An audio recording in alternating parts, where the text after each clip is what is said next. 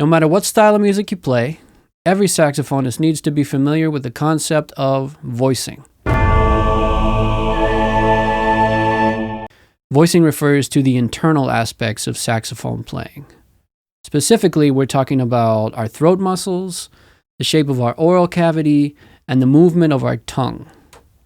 Now, all these are connected, and in order to produce the most full and resonant sound for any given note on the instrument, the internal aspects have to work together with the external ones. The correlations between the timbre of the human voice and the timbre of the saxophone are well documented. And while we're not literally singing through the instrument when we play, it does respond to changes in our throat and tongue muscles. So it can be a good idea to think of the saxophone as an extension of your voice. What we're getting at here is it's just not enough to finger the right keys, set a good embouchure, and blow. There's a lot more to it than that. There's a lot happening on the inside, in the mouth and throat, that's equally as important. So if you're a beginner, or if you're less familiar with voicing, or if you're just struggling with your tone, response, or pitch in some way, hang with me here, and my hope is that by the end of this video, you'll have an understanding of how voicing works and how to incorporate it into your practice to improve these things. In some later videos in this series, I'm going to cover the topics of overtones and altissimo, show you how to work with the mouthpiece in greater detail. So if you find this video to be lacking, something's missing, please check those out as well. They may have what you're looking for. And if you could, please do all that really cool standard YouTube stuff, like, subscribe, share. I've got a lot of great saxophone related videos I'm going to release on this channel. I've got original music, a lot of cool stuff to check out. Moving on. Because it's all happening internally and cannot really be seen, voicing can be one of the more elusive concepts for students to grasp. It can also be one of the more difficult ones to teach. So I'm going to break it down into the most basic level components. I'm going to be as precise as I can with my language. I'm going to come at it from a variety of different angles. But if I say something unclear, please let me know in the comments and I'll do my best to clarify it. But also, I would encourage you to experiment with these ideas on your own. After all, they're not written in stone. And we all have different lips, tongues, and teeth, and not everybody's going to get exactly the same results. To voice correctly, we need to develop an awareness of what we're doing internally and how it relates to the saxophone so that we can be in control of it. We need to develop voicing consciousness. Now, this is not going to be a vocal lesson, but we're going to start by singing just a little bit. Just observe how much my throat actually changes position as I sing through the registers, low to high.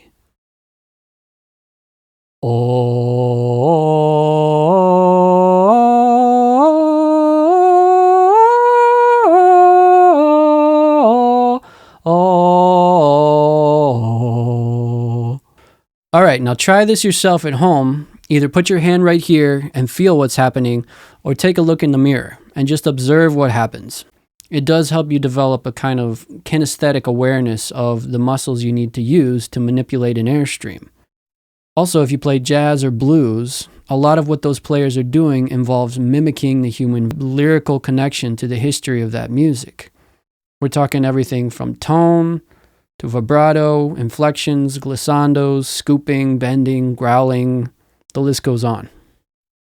So try singing some scales, arpeggios, all the different intervals, perhaps with a piano or a tuning drone for reference. Hopefully, you already sing along with a lot of your favorite recordings, but if you don't, try it out, man. I know that a lot of players, myself included, if we're having trouble getting the right tone, response, or pitch on a given note, we'll try singing it to get it right. It helps.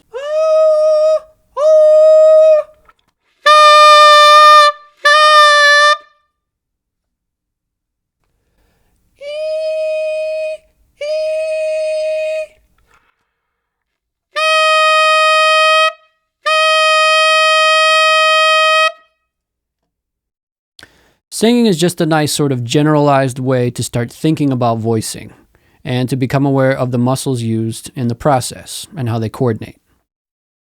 Now we'll try working with some different vowel sounds.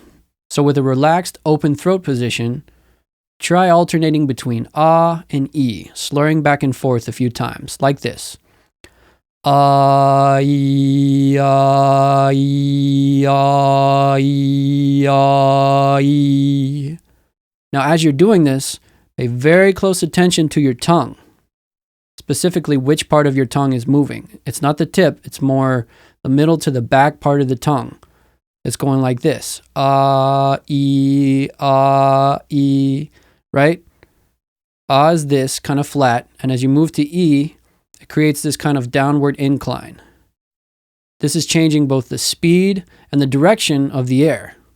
It even changes the temperature of the air. If you put your hand in front of your face while you do this exercise, you can feel that.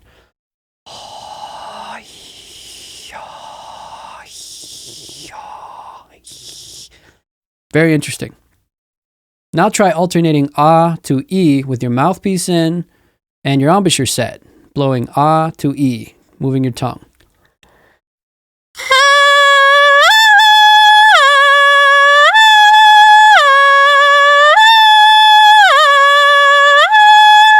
Now, if you don't get exactly the same pitches as me, doesn't matter. But if you're doing it correctly, ah to e, if you're changing like that, you should hear some pretty drastic fluctuation in the pitch. And try to focus on just the tongue moving, not the jaw, not the bottom teeth or the corners or anything. After all, e is not a very good saxophone embouchure, right? Makes the throat tense, spreads out the teeth. Sounds weird. So just focus on the tongue doing the ah to e motion.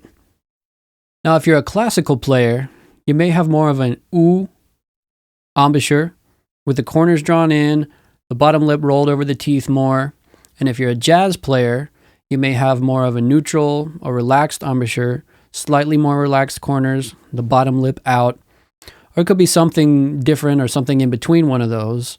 But that doesn't really matter with this, with voicing. What we're really focusing on is the movement of the tongue from low to high, flat to raised, however you want to think about it, ah to e. That's what we're focusing on here. In fact, you could even try blowing a lot of different vowel sounds into the mouthpiece to see what you get. I'm going to blow 7 different vowel sounds, and I'm going to exaggerate them for effect. I'm going to blow ah, e, I, o, u.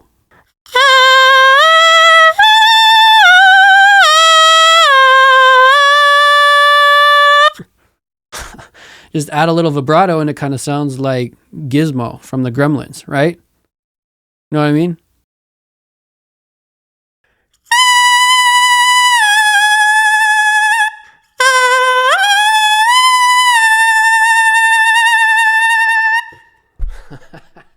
Anyway, so as I do this, I get a lot of different tones, but I get the highest pitch on E and I get the lowest one on ah.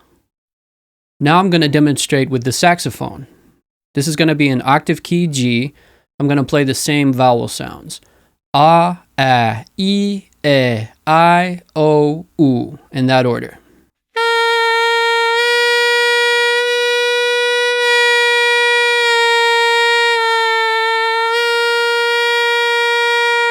So you notice that the pitch is significantly higher with the E sound than it is with any of the ah or oo sounds, the other vowels. You also probably notice that the timbre changes a little bit as I change from vowel to vowel. Listen again, I'm going to play just a middle register C this time, and I'm just going to alternate between ah and E, ah and E.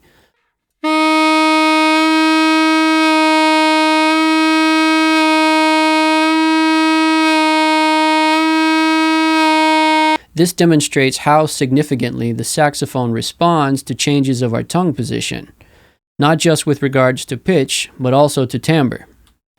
So in general, you can think about using the syllable ah for lower notes and middle register notes, from low B flat to somewhere around E or F, and then the syllable E for higher notes, somewhere around F or G, moving up into the higher register and altissimo. Now again, these are not hard and fast rules, they're not written in stone. It's all about just getting you to realize that when you play saxophone, the back of your tongue is not static. It's dynamic. It's always moving around. From my perspective, the reason why so many players and teachers swear by the ah and ee vowel sounds for low and high register is because the ah sound ensures that your throat is relaxed, your tongue lays flat in your mouth, and you get a nice, round, warm sound in the lower and middle registers with ah. And no vowel sound is so effective at raising the middle to back part of the tongue as e. E is very effective at creating that downward incline. Now you can also get there with ka or ki. That produces that same raised back of the tongue position, ka or ki. But it also creates a slightly different shape in the mouth. It produces a kind of harsh articulation, which is not so useful if you're trying to slide between notes. But ka or ki can be very effective at voicing notes around octave key B flat. If I try to voice that octave key B flat with ah, I either won't get the note or I'll get that kind of barking undertone sound, or I'll get a really flat note.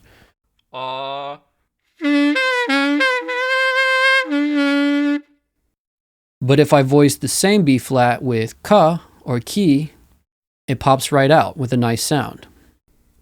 E, ki.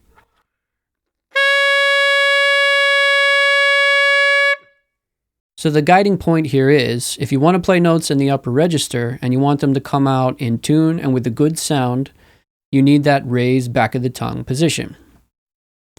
To test this theory, I'm going to play a scale from a low B flat to a high F, and I'm not going to alter my tongue position. Let's see how that goes.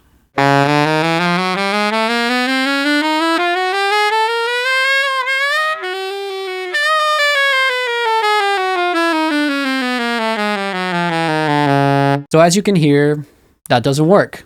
Somewhere around C or C sharp, I lost the sound completely, just dropped out, didn't respond. And the notes leading up to that were pretty flat as well. So now I'm going to do the same thing again, but this time with the E voicing alteration of the tongue position.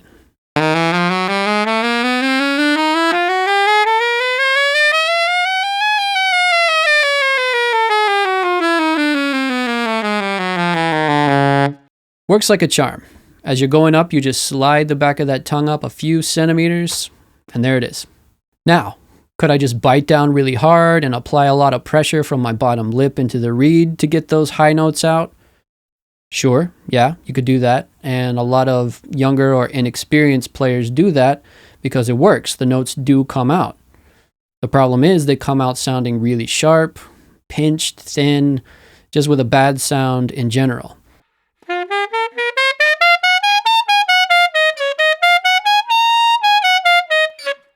And if you start doing that too much, pretty soon you got a bad habit, man. And a bottom lip that's bloody and sore. Trust me, I know. In my high school days and even into my first semester or two of college, I would bite down so much that my lip would be all bloodied. I'd have to put gauze on my teeth just to play.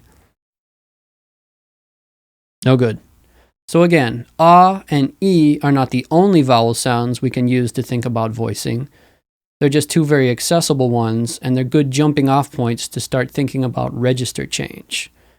There are, of course, a lot of other vowels and permutations and variations and in-betweens, and you should definitely experiment with them on your own to see what gives you the best sound in each register on your saxophone.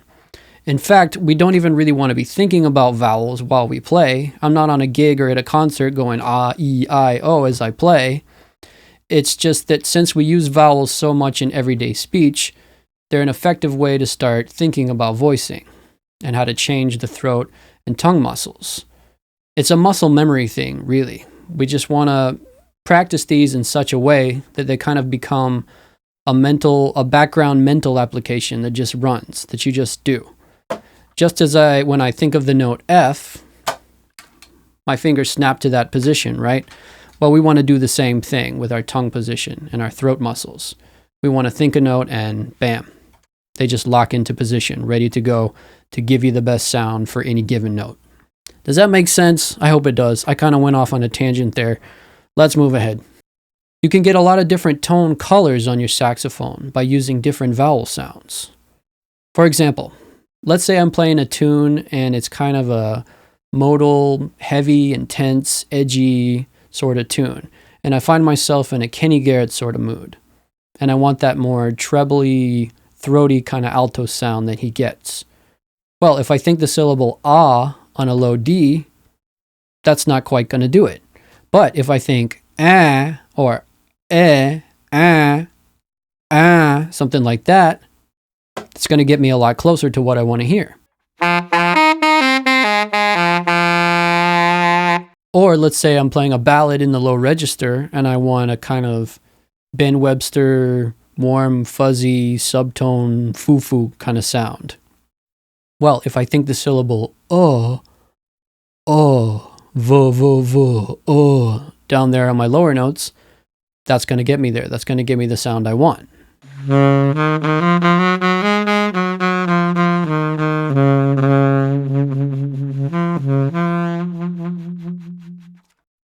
Aside from vowel sounds, another really effective way to start to become aware of what your tongue is doing when you play is to try whistling. So whistle a note and just slide it around with your tongue, low to high. And as you're doing this, pay very close attention to how your tongue feels. Try doing some scales and arpeggios as well.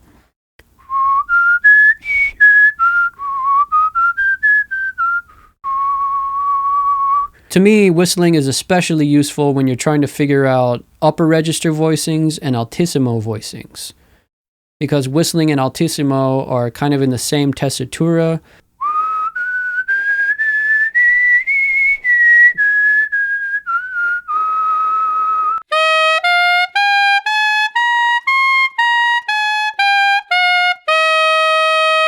And they both involve using that even further back portion of the tongue that comes into play when you're playing really, really high notes. At least that's what it feels like to me. So on the subject of altissimo and upper register, let's talk about overtones, because they are the key that unlocks the upper register.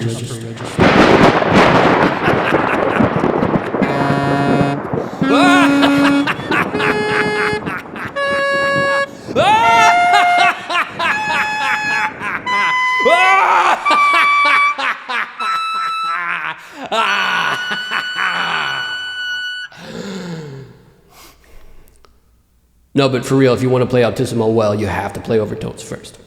The Overtone series, sometimes referred to as the harmonic series, is an acoustic phenomenon.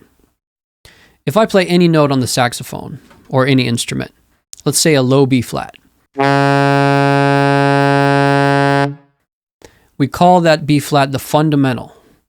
Well, there's actually an infinite series of tones vibrating above the fundamental. That's what gives a note thickness and color and fullness. This phenomenon is most apparent when you hear something like a church bell chime,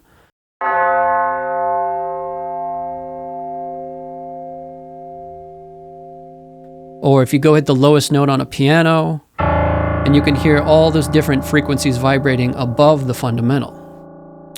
This series of frequencies always follows the same mathematical pattern, no matter the instrument. R.I.P. Pythagoras. Now, we can greatly improve our control of the saxophone by practicing overtones. Now we're going to produce the first few notes of the Overtone series. So start by playing a nice big fat low B flat. That's our fundamental.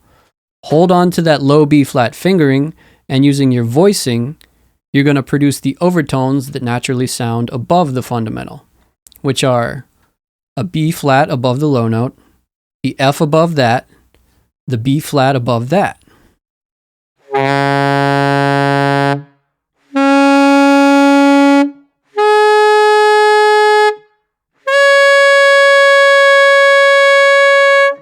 Now it's important to not use a ta, tip of tongue articulation on the reed to start these. We're trying to train ourselves to voice these notes. So just use your airstream, your tongue, and your throat muscles to make the note change register. And as you're doing this, remember to keep your throat relaxed, your cheeks firm, and move your embouchure as little as possible. You don't want to be trying to force the overtones out by squeezing here. You want to use voicing to make them happen.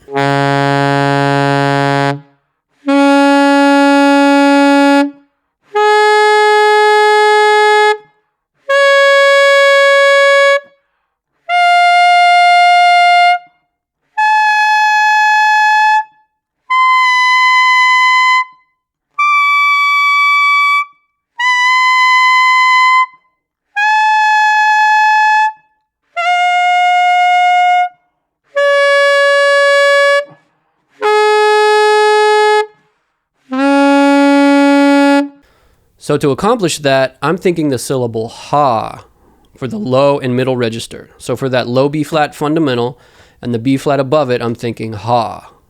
Open, relaxed throat, or sometimes hoo for that middle B flat. I find that one to be helpful sometimes too. But then when I hit the F above that, or the B flat above that, is where I'm thinking of switching the syllable to he, to raise the back of that tongue position more. And then for the D, up into the D, the F, the A flat, and the B flat above that, the upper register and altissimo, I think more of the whistling tongue position, the whistling E, to really get it up there and pop those notes out. There are a lot of different ways that we can practice overtones on the saxophone. So right now I'm going to show you 3 or 4 different exercises that I consider to be essential for overtone practice. So the first thing you might want to try is just moving up and down the harmonic series, up and down the overtone series. Just as I was earlier in the video, you just grab that low B flat and use your voicing to move through the overtones. And try not to go too quickly with it. You want to take your time with each note, really let it sing and resonate, hang there for a few seconds and feel what's going on here while you do that. And as I said, I was using low B flat earlier. You can also do it from a low B. The harmonic series will be the same. Or low C sharp. All those will work.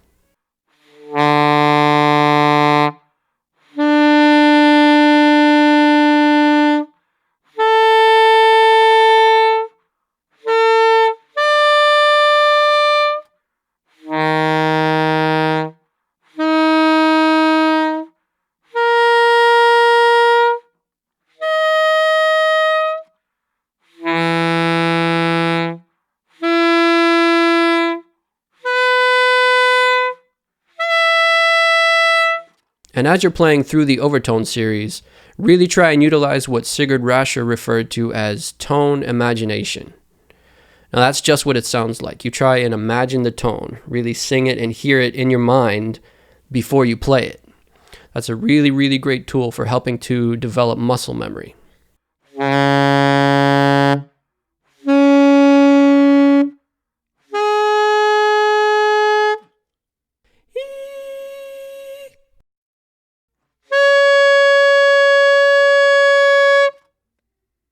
Another way that we can practice overtones is to play them as long tones. Just play each one and sustain it as long as you can. And once again, really feel what's going on with the throat, the tongue, oral cavity, teeth, embouchure. Feel it resonating in your sax to really get to know how all those things are connected to get the best possible sound for each note.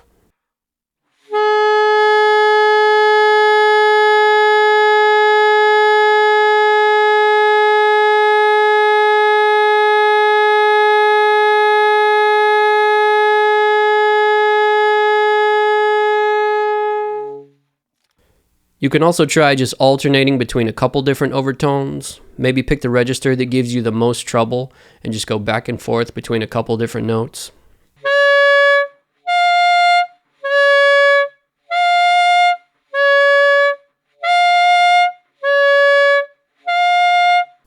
We can also skip around in the series. Instead of going straight up and down, you might start with your low B flat fundamental, then go up to the F, then come back down, then go up to the high B flat and back down, almost like we're playing a scale in thirds or something, only because it's the Overtone series, it's going to be wide leaps.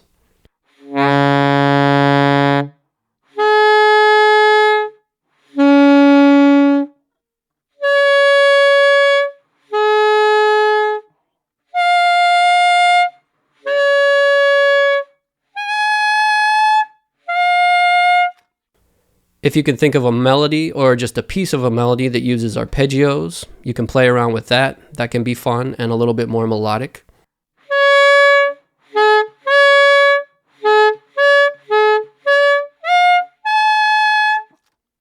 We can also practice what are sometimes referred to as overtone scales or harmonic scales. So this would be where I finger my low B flat, but I produce the F overtone above it, and then I play a little piece of an F scale, the first 5 notes of an F scale, even though I'm fingering low B flat, C, D, E flat, and F.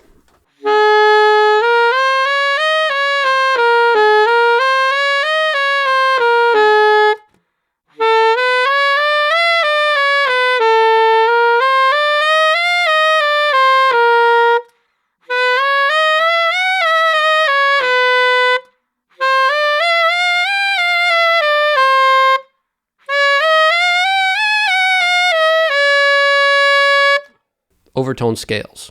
And lastly, I saved the best for last, we have the Joe Allard tone matching exercise, overtone matching.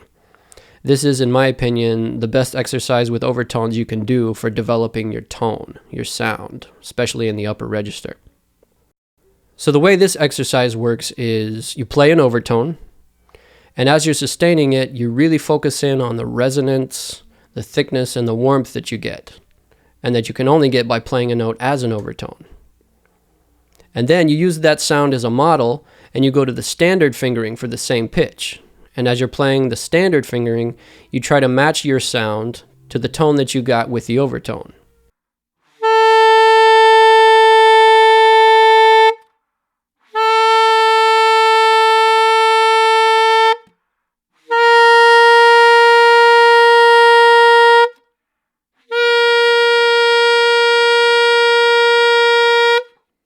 And you may never be able to get the standard fingering to sound as full and resonant as the overtone does, but just in the process of trying, you're really going to thicken up your sound, especially in the upper register. You're going to get a much bigger, fuller, more resonant sound just by doing this exercise. It's really great for your tone. So I would really encourage you to make overtone practice just kind of part of your daily routine. 10, 15, even 20 minutes a day of regular overtone practice, and I think you'll really start to see results with your tone, your response, your intonation, your control, every aspect of your playing. And use whatever syllables you want. I've really been heavy to stress ah and e, but as we've gone through, there are a lot of different ones you can use, so experiment and figure out what works best for you. As long as we remember that what we're doing is changing the air speed and the air direction, the speed and direction of the air with our tongue. And that's what's happening when you play overtones and work your way into the higher register. And be patient with yourself. It's not going to all happen at once. It's not just going to click like that. It's going to be a gradual process. You might find that there are certain parts of the overtone series you can't hit at first. But with regular practice, it'll get there. You just need to get in the habit of learning to move that back part of your tongue around. And one day, those high notes will just start popping out. It'll happen. In the next video of this series on voicing, I'm going to delve much deeper into overtones exercises, methods for practicing altissimo. I'm going to show you how to use the mouthpiece to develop pitch flexibility and improve your voicing. I'll link to those in the description as soon as those are ready, so please check those out as well. Hopefully by now you have at least a basic understanding of how voicing works and how to use it. Remember that practicing voicing in overtones regularly will improve everything about your sound. Your tone, your pitch, your response, control, everything. So, thank you sincerely for tuning in. Please like and subscribe and all that. Happy practicing.